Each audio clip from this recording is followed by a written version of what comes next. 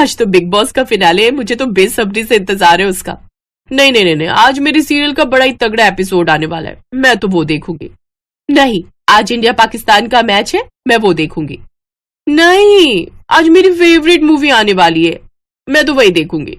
उन चारों में टीवी को देखने को लेकर जंग छिड़ गई और उनकी आवाज सुनकर उनकी सास सरला वहां आ गई। अरे बस भी करो तुम चारों, शर्म नाम की तो चीज ही नहीं है तुम में, हर वक्त टीवी के लिए लड़ती रहती हो। अब तुम चारों में से कोई टीवी नहीं देखेगा, मेरा सत्संग का प्रोग्राम आने वाला है, आज तो मैं वही देखूंगी। इधर दो टीवी का रिमोट और तुम सब जाकर काम पर लग जाओ।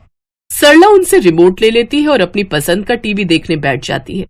कुछ दिन बाद, अगर उस दिन तुम मुझे इंडिया पाकिस्तान का मैच देखने देती तो तुम्हारा क्या ही जाता, तुम लोगों के बकवास सीरियल तो रोज ही आते हैं। हाँ, और मेरा जो बिग बॉस का फिनाले छूट गया वो, और पायल जो तुम ये बार बार मैच देखने की बात कहती हो, तुम्हें पता भी है एक ओवर में कितनी बॉल होती है? अरे तुम सब चुप भी हो जाओ, नहीं तो माँ जी हमें इस रसोई से भी बाहर निकाल देगी। इसीलिए तो कहती हूँ ये सब बकवास की चीजें छोड़कर कॉमेडी वाली चीजें देखा करो, इससे लड़ाइयां कम होंगी सब में। अरे तो अपना घर कौन सा किसी कॉमेडी शो से कम है, यहाँ की कहानी देख लिया करो। चारों इस बात पर हंसने लगी। बाहर हॉल में बैठी सरला ने उनसे कहा, अरे अब किस बात पर हंस रही हो, जल्दी जल्दी खाना बनाओ। इनका भी कुछ समझ नहीं आता, कब हंसने लगती हैं और कब लड़ने लगती हैं। ऐसे ही शर्मा परिवार की बहुओं की कहानी चल रही थी। एक दिन उनकी सास उनसे, तुम चारों की चारों कान खोलकर सुन लो, कल तुम्हारी मौसी सास और मौसा ससुर जी आ रहे हैं। उनके सामने तुम चारों बिल्कुल झगड़ा नहीं करोगी और ना ही इस बारे में बात करोगी। माँ जी मैं तो बस कभी कभार मैच ही देखती हूँ, नहीं तो मैं कहाँ टीवी देखती हूँ। हाँ तो हम भी तो कभी कभार ही अपनी मर्जी का देख पाते हैं। झूठी तो तुम एक नंबर की हो, टीवी ऑन हुआ नहीं कि तुम जिन की तरह प्रकट हो जाती हो। हाँ, एक बस मैं ही हूँ जो किसी के हाथ से रिमोट नहीं लेती। ओए झूठ मत बोल, तू ही है जो सबसे पहले नागिन बनकर टीवी के सामने कुंडली मारकर बैठ जाती है। ऐसे बहुत देर तक उन चारों की बहस चलती रहती है। इनकी लड़ाई सुलझाते सुलझाते एक दिन मैं ही इस दुनिया से न सुलझ जाऊं, कुछ नहीं हो सकता इन सब का। अगले दिन उसकी बहन और जीजा जी उनके घर आते हैं। अरे वाह सरला, तूने घर तो बड़े ही अच्छे से सजा रखा है। अरे ये सब तो मेरी बहुओं का कमाल है, वही सब साफ सफाई रखती हैं। अच्छा, वैसे है कहाँ तेरी चारों बहुएं? रसोई में होंगी और कहाँ जाएंगी, अभी बुलाती हूँ। अरे पायल, टीना, अनुराधा, रूपाली, जल्दी बाहर आओ, देखो मौसी आई है। सास की आवाज सुनकर चारों बहुएं बाहर आई और अपनी मौसी सास और ससुर के पांव छूती हैं। वाह वाह, कितनी संस्कारी बहुएं हैं, रूप गुण संस्कार सभी गुण हैं इनमें। हाँ, वो तो अभी टीवी चलने दो, तब सारे संस्कार बाहर आ जाएंगे। तुमने जरूर कोई पुण्य किए होंगे जो इतनी सुशील और अच्छी बहुएं तुम्हें मिली हैं। वो दोनों बातें कर ही रही थी कि तभी अनुराधा आती है। माँ जी, मौसी जी, मौसा जी, चलिए सब खाना खा लीजिए, खाना तैयार है। खाना खाकर मौसी और सासू माँ टहलने चली जाती है और मौसा जी बैठकर टीवी देखते हैं। तभी मौके का फायदा उठाकर पायल वहां आती है। मौसा जी, ये आप न्यूज क्यों देख रहे हो? इसमें तो पूरा दिन एक ही खबर बार बार अलग अलग तरीके से सुनाते रहते हैं। वैसे आजकल टेस्ट मैच शुरू होने वाले हैं, वो लगा दीजिए ना। मनोहर चैनल बदल देता है। कुछ देर बाद टीना वहां आती है। अरे क्या फालतू का मैच देख रहे हैं आप? वो स्टार प्लस पर जो नाटक आ रहा है ना, वो चला दीजिए ना, उसमें मेरा पसंदीदा नाटक आने वाला है, आप वो लगा दो, उसमें आज बहू घर से भाग जाएगी। मनोहर एक बार फिर चैनल बदल देता है, लेकिन पायल का मुंह बन जाता है। तभी वहां रूपाली आ जाती है। अरे ये सब तो बेकार का नाटक है, आप ना मौसा जी वो रियलिटी शो लगा दीजिए। मनोहर एक बार फिर चैनल बदल देता है। तभी अनुराधा आती है। मौसा जी, आज वो फिल्म आने वाली थी सलमान की, वो लगा दीजिए ना। मनोहर एक बार फिर चैनल बदलता है। मौसा जी ये सब छोड़िए और आप मेरा सीरियल चला दीजिए ना। नहीं मैच, नहीं रियलिटी शो, नहीं फिल्म। इस तरह से उन चारों में फिर से लड़ाई शुरू हो जाती है। मनोहर उन्हें चुप करवाने की बहुत कोशिश करता है, लेकिन वो उसकी बात नहीं सुनती। उन बहुओं की आवाज बाहर तक आती है और सरला के कानों में पड़ती है। हे भगवान, लगता है एक बार फिर घमासान छिड़ गया। कैसा घमासान? सरला और मौसी दौड़ती हुई घर की ओर पहुंचती हैं। हे राम, क्या है ये सब? यही तो इन चारों की सबसे बड़ी कमजोरी है, ये टीवी। वैसे ये चारों बहुत अच्छी हैं, लेकिन टीवी में अपनी पसंद की चीज देखने के लिए चारों पागल हैं। अरे तो तुम इन चारों के लिए अलग अलग टीवी क्यों नहीं लगवा देती? मेरे बेटे अशोक से कह के मैं 4 टीवी का इंतजाम करवा देती हूँ। तेरा बहुत बहुत शुक्रिया। उसको बोलना बिल साथ में भेजे।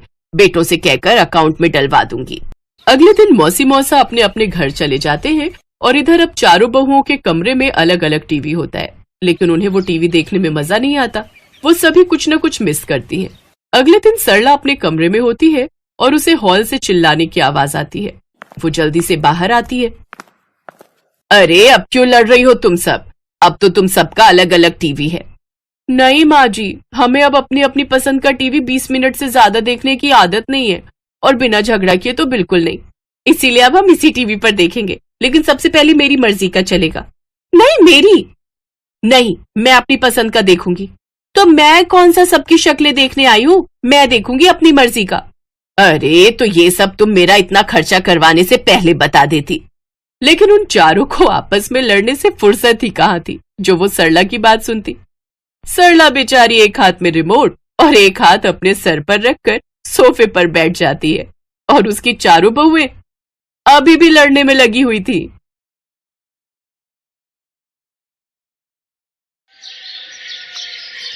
गायत्री देवी के 4 बेटे और 4 बहुएं थीं।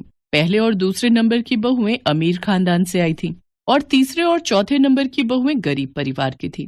इसलिए गायत्री देवी अपनी बड़ी बहू सुमन और दूसरे नंबर की बहू नीलम के ऊपर ज्यादा ध्यान देती थी और हमेशा उनकी ही तारीफ करती थी। बाकी दोनों बहुओं आशा और वर्षा की हमेशा बुराई करती थी, जबकि आशा और वर्षा सुमन और नीलम के मुकाबले ज्यादा अच्छे स्वभाव की थी। गायत्री देवी की चारों बहुएं गर्भवती थीं और घर में आजकल इसी बात को लेकर चर्चा हो रही थी। ये लो सुमन बहू, नीलम बहू, कहाँ हो तुम दोनों? इधर आओ जरा। अरे माँ जी, ये इतने सारे थैले, इनमें क्या ले आई आप? लगता है आप तो पूरा बाजार ही खरीद लाए हो। हाँ, है तो कुछ ऐसा ही। अब मेरी दोनों लाडली बहुएं गर्भवती हैं, सुंदर सुंदर बच्चों को जन्म देने वाली हैं, तो उनका ख्याल मैं नहीं रखूंगी तो और कौन रखेगा? ये देखो, ये रहे देसी घी से भरे हुए डिब्बे, ये रहे बादाम काजू किशमिश के डिब्बे और सभी तरह के फल सब्जियां। और हाँ, तुम दोनों को ये नमकीन वाले बिस्किट और केक भी पसंद है ना, तो मैं दुकान से ये भी खरीद लाई। अब रोजाना पेट भरकर खाया करो। तुम दोनों को अपने खान पान का पूरा ध्यान रखना है। ठीक है माँ जी। वैसे मैंने आपको जो पैसे दिए थे सारे लग गए या फिर कुछ बचे हैं? मतलब ऐसे ही पूछ रही थी कि उन रुपयों से सामान आ गया होगा। अरे आपने तो पैसे खर्च ही नहीं करे, मैंने तो आपको दिए थे, फिर ये सामान? ऐसी सास थोड़ी हूं जो अपनी बहू के पैसे खर्च करवा दूंगी। भले ही तुम अमीर घर से आई हो, पर यहाँ भी मैं तुम्हें किसी चीज की कोई कमी नहीं होने दूंगी। ये पैसे मैंने अपने पास से लिए हैं। वो तुम्हारे ससुर जी की पेंशन आती है ना हर महीने, तो मेरे पास ऐसे ही रखी रहती है। कभी पैसे खर्च करने का मौका ही नहीं मिला, अब मिल रहा है तो भला पीछे कैसे रह सकती हूँ। सचमुच हमारी सासू माँ कितनी अच्छी है ना जेठानी जी। आशा, ओ आशा, वर्षा, कहाँ हो तुम दोनों? कब से बैठी हूँ, एक गिलास पानी का भी नहीं पूछा। पहले ठंडा पानी पिलाओ, फिर उसके बाद हम तीनों के लिए गरम गरम चाय बना देना। माँ जी ये पानी ले लीजिए, चाय वर्षा ला रही है। हाँ ठीक है, अब जाओ, सर पर ही खड़ी रहोगी क्या? माँ जी ये चाय ले लीजिए। कितनी बार कहा है दूध में पत्ती लगाया करो। मेरी दोनों बहुओं को ताकत की चीजों की बहुत जरूरत है, और तुम ये पतली पानी वाली चाय ले आती हो। माँ जी मैंने दूध में ही पत्ती लगाई है। माँ जी शाम के खाने के लिए क्या बनाना है एक बार बता देते। माँ जी आज मेरा ना कढ़ी चावल खाने का बहुत मन है, और मुझे तो पनीर की भुर्जी खानी है माँ जी। तो बस ठीक है, रात के खाने में कढ़ी चावल, देसी घी के पराठे और पनीर की भुर्जी बनेगी। जो मेरी दोनों बहुओं ने कह दिया वही बनेगा। पर माँ जी फली आलू की सब्जी काट कर रखी हुई थी, वर्षा का फलियां खाने का बहुत मन था। नहीं नहीं नहीं माँ जी, मुझे तो फलियों की दुर्गंध आती है, फिर मैं पनीर की भुर्जी नहीं खा पाऊंगी। तू चिंता क्यों करती है नीलम बहू, जब तुमने मना कर दिया तो फलियों की सब्जी इस घर में बिल्कुल भी नहीं बनेगी। आशा वर्षा दोनों कान खोलकर सुन लो, फलियों की सब्जी उठाकर डस्टबिन में फेंक दो। वर्षा रोती हुई रसोई में चली जाती है। आशा उसके पास जाती है और उसे समझाती है। वर्षा, माँ जी की बात का बुरा मत माना करो, तुम्हारा फली आलू खाने का मन है ना, जब सुमन भाभी और नीलम भाभी सो जाएंगी और माँ जी शाम को मंदिर जाएंगी, तब मैं तुम्हारे लिए सब्जी बना दूंगी। आशा भाभी, हमारे साथ ही ऐसा क्यों हो रहा है? हम भी तो प्रेग्नेंट है। माँ जी हम दोनों का ख्याल क्यों नहीं रखती? मुझे पता है हम दोनों गरीब हैं, इसलिए ऐसा है ना। हम सुमन भाभी और नीलम भाभी की तरह पैसे वाले घर से नहीं आए। वर्षा की बातें सुनकर आशा भी रो पड़ती है। कुछ महीने बीत जाते हैं। बहुओं की गोद भराई की रस्म होनी थी। सब उसी की तैयारियों में लगे थे। गायत्री देवी भी सुमन और नीलम की गोद भराई के लिए ज्यादा उत्साहित थी। उन्होंने सुमन और नीलम के लिए बढ़िया बढ़िया कपड़े और गहने मंगवा कर रख लिए थे। पर आशा और वर्षा की तरफ गायत्री देवी का कोई ध्यान ही नहीं था। सब लोग बैंकेट हॉल में फंक्शन के लिए जाने की तैयारी कर रहे थे। तभी सुमन और नीलम गायत्री के पास आती हैं। बोलो ना भाभी, पहले आप बोलो। क्या हुआ सुमन बहू, बोलो क्या है, बोलो क्या कहना है। वैसे जल्दी चलो, फंक्शन के लिए देर हो रही है। सभी रिश्तेदार और मेहमान आ गए होंगे। माँ जी, वो मैं कह रही थी कि इस फंक्शन में आप ना ही जाओ तो हमारे लिए और हमारे आने वाले बच्चे के लिए शुभ रहेगा। वो मेरी मम्मी कह रही थी कि एक विधवा का साया एक गर्भवती सुहागन पर पड़ना अच्छा नहीं होता। माँ जी, ये हमारे भले के लिए है। आप एक विधवा हो और आपका साया हमारे और हमारे आने वाले बच्चों पर पड़ा तो ये शुभ नहीं होगा। इसलिए आप इस फंक्शन में ना ही जाओ तो बेहतर है। आप आज हम दोनों से दूर ही रहना। हम नहीं चाहते कि हमारे आने वाले बच्चे की जान को खतरा हो।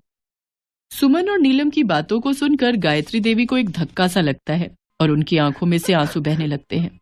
वो हिम्मत बांधते हुए दोनों को सिर हिलाकर मना कर देती हैं। चलो नीलम, माँ जी हमारी बात को समझ गई हैं। अरे वो बहुत समझदार है। सुमन और नीलम फंक्शन में चली जाती हैं, पर कुछ देर बाद वो देखती हैं कि गायत्री देवी फंक्शन में आ गई हैं। माँ जी, हम आपको मना करके आए थे ना कि आप फंक्शन में मत आना। आपने फिर ऐसी बच्चों वाली हरकत की। कि आप नहीं चाहती कि हम और हमारा बच्चा सुरक्षित रहे। तभी आशा और वर्षा आ जाती हैं। सुमन भाभी, नीलम भाभी, माँ जी को हम लाए हैं। माँ जी हमें और हमारे आने वाले बच्चों को आशीर्वाद देंगी। हाँ भाभी, माँ जी का आशीर्वाद हमारे लिए भगवान के आशीर्वाद के समान है। वो भी तो माँ है, उन्होंने भी तो बच्चों को जन्म दिया है। वो भी हमारे होने वाले बच्चों की दादी बनेंगी, इसलिए हमें आशीर्वाद देने का सबसे पहला अधिकार माँ जी का है। चलिए माँ जी, हम दोनों बहुओं को अपना आशीर्वाद दीजिए। हमारी गोद भराई की रस्म आपसे ही शुरू होगी। मुझे माफ कर दो आशा बहू, वर्षा बहू। मैंने हमेशा तुम दोनों के साथ कितना बुरा व्यवहार किया। आज तुम दोनों ने मेरा कितना सम्मान किया है। सुमन और नीलम के लिए मैंने कितना कुछ किया, पर उन्होंने मुझे इस अच्छाई का क्या सिला दिया। भले ही वो अमीर घर से आई है, पर उनका दिल कहते कहते गायत्री देवी फूट फूट कर रो पड़ती है। माँ जी चुप हो जाइए, अब रोना नहीं। चलिए हम सब मिलकर फंक्शन में एंजॉय करेंगे। गायत्री देवी आशा और वर्षा को अपने गले से लगा लेती हैं।